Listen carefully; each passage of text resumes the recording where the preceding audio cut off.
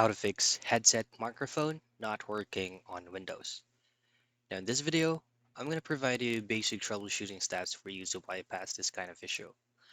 Now in the first place that you plug in your external headphones that has microphone in it, it will automatically pop out right here.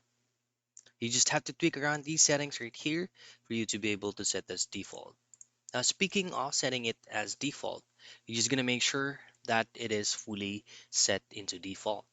Go into your Windows search and type in sounds, and then choose on sound settings, that is from your system settings. And then in here, you should be able to know if your external headphones has been readed into your PC because it is going to be listed under output device.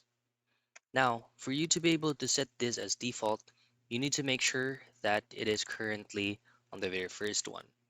Once you've done this, you also need to make sure that it is going to be the same under the input. And those are the things that you can do for you to be able to fix microphone not working on Windows.